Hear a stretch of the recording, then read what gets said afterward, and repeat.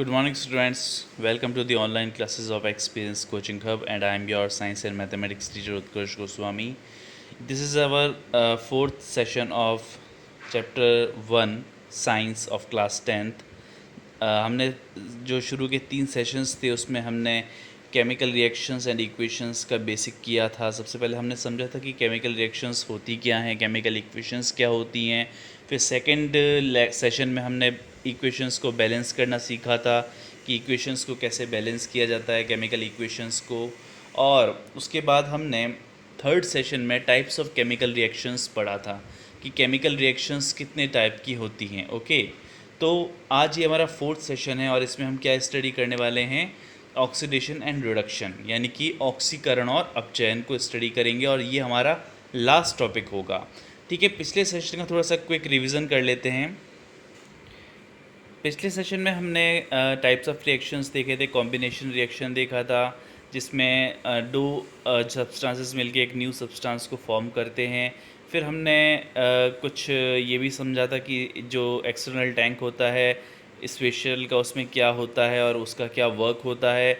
हमने decomposition reaction के बारे में समझा था कि एक सब्सटेंस टूट के दो या दो से ज़्यादा सिंपलर प्रोडक्ट्स बनाता है, सिंपलर सब्सटेंसेस बनाता है, वो डीकम्पोजिशन रिएक्शन होती है, विघटन अभिक्रिया होती है। जैसे CaCO3 H2O के मीडियम में, यानी कि जलीय माध्यम में, वाटर मीडियम में रिएक्शन करके क्विक लाइम और कार्बन डाइऑक्साइड गैस बनाता है। फिर हमने यहाँ पर फेरस सल्फेट की भी रिएक्शन देखी थी और हमने समझा था कि डीकम्पोजिशन रिएक्शन 3 टाइप की होती है, इलेक्ट्रिसिटी से, थर्मल यानी हीट से, और लाइट के थ्रू।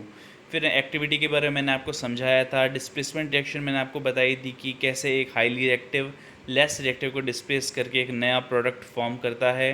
फिर रिएक्टिविटी सीरीज़ हमने देखी थी। यहाँ पर कौन मोस्ट रिएक्टिव होता है, मेटल्स में पोटेशियम सोडियम होते हैं, और जो नोबल मेटल्स होती हैं सिल्वर गोल्ड और प्लेटिनम, ये लेस रिएक्टिव होती हैं।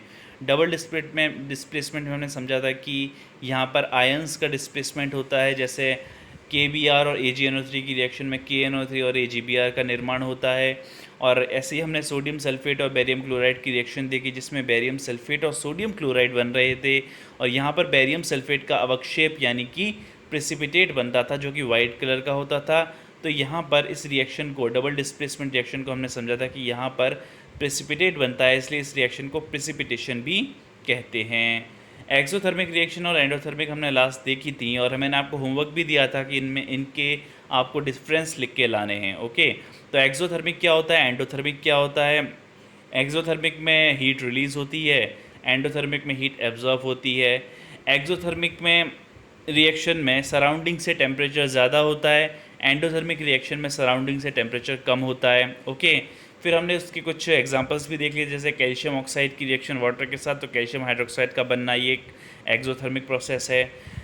फिर हमने कार्बन और बर्निंग प्रोसेस देखा था, बर्निंग ऑफ कोल, इसमें हीट एब्जॉर्व करता है वो और उसके बाद वो CO2 गैस बनाता है। तो यहाँ पर क्या हो रहा है, एक्चुअली हीट एब्जॉर्व की जा रही है, इसलिए ये एंडोथर्मिक रिएक्शन थी। ओके, और मैंने आपको समझाया था कि एक्सोथर्मिक में हीट रिलीज़ होती है और एंडोथर्मिक में हीट क्या होती है, एब्जॉर्ब की जाती है। ओके, होप कि आपने 5 डिफरेंसेस लिखे होंगे, इसके 4 या 5 मैंने आप अभी बोल ही दिए, 4 या 5 डिफरेंस तो मैंने यहीं पर ही बोल दिए हैं।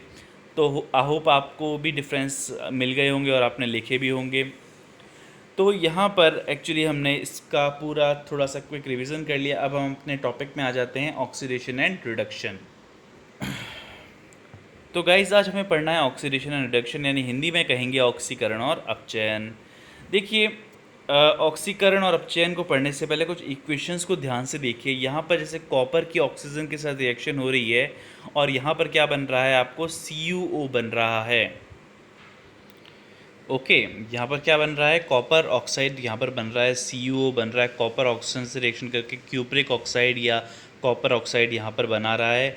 फिर आप यहाँ देख रहे हैं, जैसे यहाँ पर कॉपर ऑक्साइड हाइड्रोजन से रिएक्शन करके यहाँ पर आप देख सकते हैं ऑक्सीजन यहाँ से अलग हो गई है कॉपर में से, और यहाँ कॉपर अलग हो चुका है और ऑक्सीजन किससे जाके मिल गई है, हाइड्रोजन के साथ, तो H2O फॉर्म हो रहा है। फिर यहाँ पर देख सकते हैं आयरन की ऑक्सीजन से रिएक्शन, जिसे रस्टिंग रिएक्शन कहते हैं, रस्टिंग ऑफ आयरन होती है, लोहे पे जंग लगना। तो यहाँ पर जलीय माध्यम पे जब रिएक्शन हो रही है तो Fe2O3 बन रहा है, मतलब आयरन का ऑक्सीडेशन हो रहा है। तो यहाँ पर फेरिक ऑक्साइड बन रहा है। ओके, इन सब रिएक्शंस में हमने एक बात नोट की है कि कुछ रिएक्शंस में ऑक्सीजन अलग हो रही है कंपाउंड में से और कुछ में से हाइड्रोजन अलग हो रही है। ओके, या कुछ कंपाउंड के साथ कुछ एलिमेंट्स के साथ, कुछ सब्सटेंसेस के साथ हाइड्रोजन क्या हो रही है, जुड़ रही है। जैसे यहाँ देख सकते हैं नाइट्रोजन से NH3 में नाइट्रोजन से हाइड्रोजन अलग हो गई है और ब्रोमीन के साथ हाइड्रोजन जुड़ के HBr बना रही है।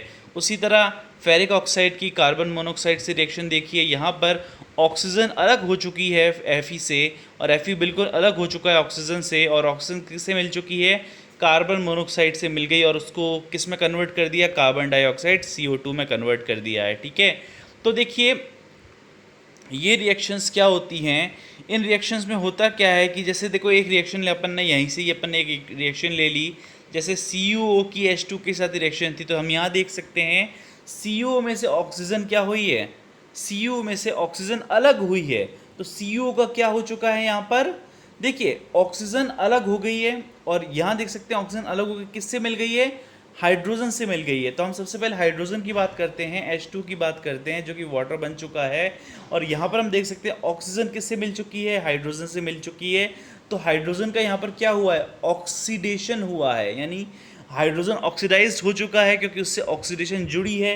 तो यहाँ पर हाइड्रोजन का क्या कहेंगे, ऑक्सीडेशन हुआ है। जबकि कॉपर ऑक्साइड में से ऑक्सीजन हटी है तो कॉपर का क्या हो गया, यहाँ पर रिड्यूस हुई है, कॉपर क्या हो गई, रिड्यूस हो गई, अपचयित हो गई। तो कॉपर ऑक्साइड का यहाँ पर अपचयन हुआ है, रिडक्शन हुआ है। ओके, तो यहाँ से हमें पता चल गया है कि कॉपर ऑक्साइड का यहाँ रिडक्शन हो रहा है बिकॉज यहाँ से ऑक्सीजन हटी है और जिससे ऑक्सीजन जुड़ी है उसका क्या हो गया है, ऑक्सीडेशन हो गया है। तो यहाँ से हमने क्या बताया कि ऑक्सीजन अगर जुड़ती है, किसी भी एलिमेंट से ऑक्सीजन जुड़ती है तो उसका क्या हो जाता है, ऑक्सीडेशन हो जाता है।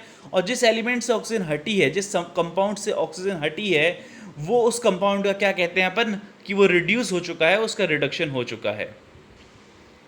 ओके, तो इस रिएक्शन में हम देख रहे हैं कि कॉपर ऑक्साइड जो है, यहाँ पर क्यूप्रिक ऑक्साइड जो है reduced in copper, and hydrogen जो है वो ऑक्सीडाइज हो गई और क्या बना रही है, वाटर बना रही है। तो जिस एलिमेंट से ऑक्सीजन जुड़ती है उसे कहते हैं, उसका क्या हो गया है, ऑक्सीडेशन हो चुका है। तो ऑक्सीजन का जुड़ना क्या कहलाता है, ऑक्सीडेशन कहलाता है, और ऑक्सीजन का हटना, ऑक्सीजन का अलग होना क्या कहलाता है, रिडक्शन कहलाता है। तो ऑक्सीजन ऐड हो रही है तो क्या हो रहा है, उसका ऑक्सीडेशन हो रहा है, और ऑक्सीजन उससे हट रही है, किसी कंपाउंड में से ऑक्सीजन हट रही है, किसी एलिमेंट के साथ जो ऑक्सीजन जुड़ी हुई थी वो उससे ऑक्सीजन हट चुकी है, तो उस एलिमेंट का हम क्या कहते हैं कि उसका क्या हो गया है, उस कंपाउंड का रिडक्शन हो चुका है। जैसे यहाँ आप देख सकते हैं, देखिए फेरिक ऑक्साइड है, यहाँ पर कार्बन मोनोऑक्साइड से रिएक्शन कर रहा है, तो फेरिक ऑक्साइड में से ऑक्सीजन हट रही है, तो ऑक्सीजन जिससे हटती है उसका क्या होता है, रिडक्शन हो रहा है। तो फेरिक ऑक्साइड का यहाँ पर क्या हो गया, रिडक्शन हो गया। जबकि कार्बन मोनोऑक्साइड CO2 में कन्वर्ट हो गई तो उसका क्या हो गया है, या ऑक्सीडेशन हो चुका है। तो CO का क्या हुआ है, ऑक्सीडेशन हुआ है, जबकि फेरिक ऑक्साइड का क्या हुआ है, रिडक्शन हो चुका है क्योंकि उसमें से ऑक्सीजन हट गई है। तो इसके बेस पर हम ये कह सकते हैं कि ऑक्सीडेशन एक स्टेट होती है जिसमें सब्सटेंस एक ऑक्सीजन को गेन करता है और हाइड्रोजन को लूज करता है। ऑक्सीजन को गेन करना और हाइड्रोजन को लूज करना, ये क्या कहलाता है, ऑक्सीडेशन कहलाता है। और रिडक्शन क्या होती है, रिडक्शन वो स्टेट है जिसमें सब्सटेंस हाइड्रोजन को गेन करता है और ऑक्सीजन को लूज करता है। तो ऑक्सीकरण पदार्थ की वह अवस्था है जिसमें ऑक्सीजन ग्रहण की जाती है या हाइड्रोजन का त्याग किया जाता है, तथा अपचयन वह अवस्था है जिसमें पदार्थ ऑक्सीजन का त्याग करता है और हाइड्रोजन को ग्रहण करता है। जैसे यहाँ पर आप देख सकते हैं, ये बर्निंग ऑफ नेचुरल गैस की रिएक्शन है। मीथेन जो है वो ऑक्सीजन से रिएक्शन कर रहा है, क्या बना रहा है, कार्बन डाइऑक्साइड। यहाँ पर मीथेन का क्या हो गया, ऑक्सीडेशन, बिकॉज यहाँ से हाइड्रोजन हटी है और कार्बन से ऑक्सीजन जुड़ चुकी है, इसलिए कार्बन डाइऑक्साइड बना है। तो मीथेन किस में ऑक्सीडाइज हो गया, कार्बन डाइऑक्साइड में। जबकि ऑक्सीजन का यहाँ पर क्या हुआ है, रिडक्शन हुआ है, तो ऑक्सीजन रिड्यूस इनटू वाटर, और वो क्या फॉर्म कर रहा है, वाटर फॉर्म कर रहा है, बिकॉज उसमें से हाइड्रोजन क्या हुई है, ऐड हुई है। तो हाइड्रोजन ऐड होना रिडक्शन होता है, और ऑक्सीजन का हटना, ऑक्सीजन का हटना, देखो दो प्रोसेस आप याद रखिए, ऑक्सीजन किसी से हट रही है, ठीक है, तो ऑक्सीजन जिससे हटती है वो रिड्यूस होता है तो उसका रिडक्शन होता है, और हाइड्रोजन का ऐड होना भी रिडक्शन है। उसका उल्टा ऑक्सीजन का जुड़ना और हाइड्रोजन का अलग होना, वो क्या कहलाता है, ऑक्सीडेशन कहलाता है। ऑक्सीजन का जुड़ना और हाइड्रोजन का अलग होना, जैसे मीथेन का यहाँ क्या हो रहा है, ऑक्सीडेशन हो रहा है। ओके, तो ये बहुत सिंपल कॉन्सेप्ट है। अब देखिए ऑक्सीडेशन और रिडक्शन इलेक्ट्रॉन्स के थ्रू भी होता है। ये तो मैंने आपको हाइड्रोजन और ऑक्सीजन का कॉन्सेप्ट दिया है कि हाइड्रोजन का जुड़ना ऑक्सीजन का हटना रिडक्शन होता है, और हाइड्रोजन का हटना ऑक्सीजन का जुड़ना क्या कहलाता है, ऑक्सीडेशन कहलाता है। अब देखिए इलेक्ट्रॉन्स की फॉर्म में देखिए यहाँ मैग्नीशियम ऑक्सीजन से रिएक्शन कर रहा है और क्या बना रहा है, मैग्नीशियम ऑक्साइड बना रहा है। अब देखिए ध्यान से, मैग्नीशियम जो है उसकी वैलेंसी 2 होती है। मैग्नीशियम की वैलेंसी कितनी होती है, +2 वैलेंसी होती है, because magnesium is a metal, तो उसकी वैलेंसी +2 होती है। और इसकी नॉन मेटल हमारा जो ऑक्सीजन है उसकी -2 होती है। इसका क्या मतलब है, ऑक्सीजन इलेक्ट्रॉन को ग्रहण करेगा, ऑक्सीजन इलेक्ट्रॉन को एक्सेप्ट करता है मैग्नीशियम से, तो मैग्नीशियम इसको अपने 2 इलेक्ट्रॉन दे के मैग्नीशियम ऑक्साइड बना लेता है, दोनों के बीच में बॉन्डिंग हो जाती है। तो मैग्नीशियम ऑक्साइड यहाँ पर जो बना है, ये कैसे बना है, मैग्नीशियम ने अपने इलेक्ट्रॉन किसको दे दिए, ऑक्सीजन को दे दिए।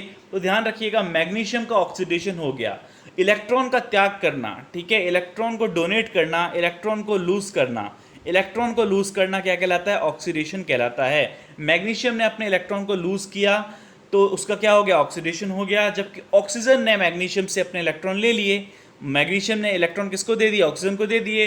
तो ऑक्सीजन ने तो इलेक्ट्रॉन लिए हैं, तो इलेक्ट्रॉन्स का एक्सेप्ट करना, इलेक्ट्रॉन्स को गेन करना, ये क्या कहलाता है, रिडक्शन कहलाता है। तो ऑक्सीजन का यहाँ रिडक्शन हुआ है और मैग्नीशियम का यहाँ क्या हुआ है, ऑक्सीडेशन हुआ है।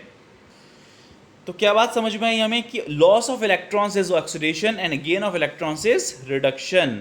इलेक्ट्रॉन्स की हानि ऑक्सीकरण कहलाती है और इलेक्ट्रॉन्स का गेन करना, इलेक्ट्रॉन्स की अधिकता क्या कहलाता है, रिडक्शन कहलाता है। ओके, अपचयन कहलाता है। यहाँ पर भी देख सकते हैं सोडियम, क्योंकि +1 वैलेंसी होती है, ये मेटल है सोडियम, तो इलेक्ट्रॉन तो को देगा, इलेक्ट्रॉन इस डोनेट करेगा। और ब्रोमियम जो है, ब्रोमीन जो है, ये इसकी -1 होती है, तो ब्रोमीन सोडियम से अपना इलेक्ट्रॉन एक्सेप्ट कर लेगा, तो ब्रोमीन का तो हो जाएगा रिडक्शन, बिकॉज उसने इलेक्ट्रॉन लिया है सोडियम से और सोडियम ने अपना इलेक्ट्रॉन डोनेट किया है, तो उसका क्या हो गया, ऑक्सीडेशन हो गया। तो हम ये कह सकते हैं कि जिस अभिक्रिया में ऑक्सीडेशन और रिडक्शन होते हैं, इन अभिक्रियाओं को हमने एक नाम दिया है रेडॉक्स अभिक्रियाएं, रेडॉक्स रिएक्शंस। ठीक है, तो रेडॉक्स रिएक्शंस क्या होती हैं, जिनमें ऑक्सीडेशन भी होता है और रिडक्शन भी होता है। ओके, और इनका डेली लाइफ में बहुत ज़्यादा इंपॉर्टेंस है। हम डेली लाइफ में जितने भी हम बहुत सारे प्रोसेसेस देखते हैं, उसमें मोस्ट ऑफ द प्रोसेसेस में ऑक्सीडेशन और रिडक्शन हो रहे होते हैं। अब देखिए ऑब्जर्व करते हैं कुछ डेली लाइफ के हमारे फिनोमिनॉन्स को देखते हैं जहाँ पर ऑक्सीडेशन और रिडक्शन हमें देखने को मिलता है, रेडॉक्स रिएक्शंस हमें देखने को मिलती हैं। तो देखिए सेलुलर रेस्पिरेशन हमारा कोशिकीय श्वसन है। हम ऑक्सीजन को इनहेल करते हैं और वो ऑक्सीजन ग्लूकोज से मिलके क्या बना लेती है, कार्बन डाइऑक्साइड और वाटर बनाती है, और ये सेल में होती है, रिएक्शन सेलुलर लेवल पर होती है।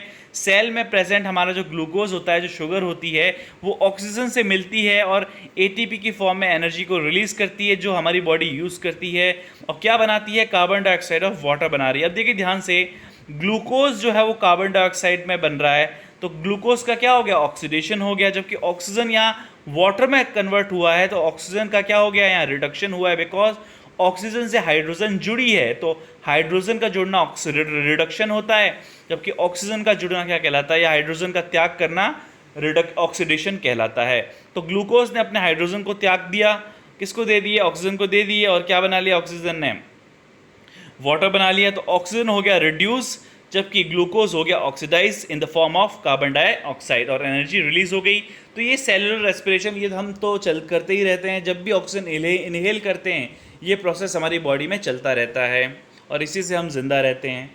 कंबशन, दहन, दहन बहुत ही इंपॉर्टेंट है। हम जानते हैं जो भी चीज़ जलती है उसके लिए ऑक्सीजन ज़रूरी होती है। विदाउट ऑक्सीजन हम किसी भी एलिमेंट, किसी भी सब्सटेंस को हम जला नहीं सकते हैं, फायर क्रिएट नहीं कर सकते हैं। फायर ट्रायंगल में ऑक्सीजन की बहुत ज़्यादा इंपॉर्टेंट है, मतलब ऑक्सीजन नहीं होगी, ऑक्सीजन सप्लाई बंद कर दो तो वो आग बुझ जाती है। आपने ये एक्सपेरिमेंट बचपन में किया होगा, वो कैंडल वाला एक्सपेरिमेंट, जो कि 5th या 4th क्लास की साइंस की किताब में होता है।